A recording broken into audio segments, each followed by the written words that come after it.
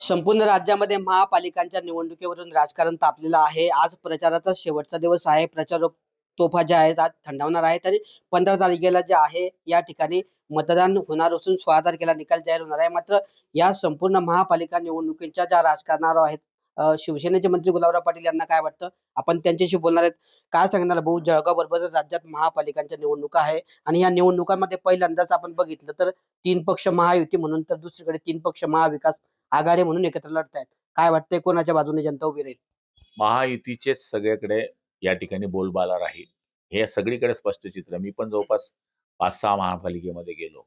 तर चोपेर हेच चित्र आहे. काही ठिकाणी शिवसेना भाजपची युती आहे, काही ठिकाणी राष्ट्रवादी शिवसेनेची युती आहे, काही ठिकाणी राष्ट्रवादी भाजपची युती, शिवसेनेची युती अशी असली तरी शेवटी पृथ्वी गोल आहे अशा पद्धतीने महायुतीच सगळीकडे निवडून येणार आहे. मुंबईच्या महापालिकेबद्दल काय वाटतं भाऊ? कारण तिथे 2 ठाकरे बंधू विरुद्ध महायुती असा सामना आहे. तर दुसरीकडे राष्ट्रवादी स्वतंत्र. मुंबईमध्ये महायुतीचा झेंडा फडकेल आणि मराठी आणि हिंदू माणूस तिथे महापौर होईल. तरी किती 130च्या वरती.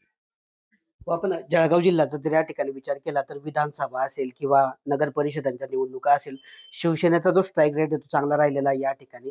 सर्व आमदार पण निवडून आले होते. त्याच्यानंतर आता नगर परिषदांमध्ये पण आपला स्ट्राईक रेट चांगला होता. महापालिका निवडणुकीमध्ये काय वाटतंय भाऊ आपल्याला? हे बघा, आता आम्ही 23 जागा लढत होतो. 23 पैकी आमच्या 6 तर बिनविरोध आल्या, म्हणजे 1/4 तर आमचे सीट निवडून आलेले आहे. त्यामुळे महापालिकेमध्ये सुद्धा आमचा चांगला परफॉर्मन्स राहणार आहे आणि महायुती सुद्धा इथे सत्तेत येणार आहे. जिल्हा परिषदांच्या पण निवडणूक आहे भाऊ यानंतर. आज पत्रकार परिषद होते, घोषणा होण्याची शक्यता आहे. कशी तयारी राहणार आहे? कारण लगेचच होत आहेत. आणि आता हे झाल्यानंतर लगेच आम्हाला तिकडे वळावं लागेल आणि ग्रामीणमध्ये पण आता याच पद्धतीने आम्हाला तयारी करावी लागणार.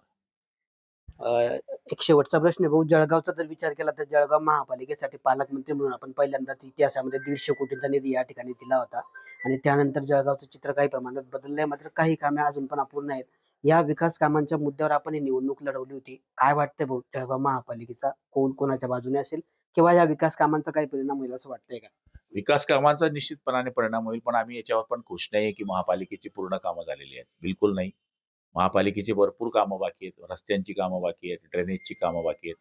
ती येत्या टप्प्यामध्ये मी असेल, गिरीश भाऊ असतील, संजीव भाऊ असतील, आम्ही तिघं मंत्री, माननीय मुख्यमंत्री आणि नगरविकास मंत्री महोदय यांच्याकडे साकडं घालून जास्तीत जास्त पैसे या शहराला कसे आणता येतील याचा प्रयत्न करू. ज्याप्रमाणे जळगाव जिल्ह्याकरता आपण D+MIDC करून आणली, त्याच पद्धतीने एक चांगलं शहर होण्याकरता सुद्धा आम्ही प्रयत्न करू. तर संपूर्ण राज्याचं चित्र बघितलं तर महायुतीच्या माध्यमातून जो विकास महाराष्ट्रामध्ये झालेला आहे आणि विधानसभा नंतर नगर परिषदा यामध्ये देखील महायुतीचा जो स्ट्राईक रेट होता तो चांगला राहिला होता.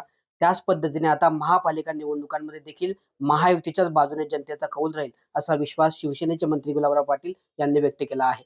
किशोर पाटील, TV9 मराठी, जळगाव.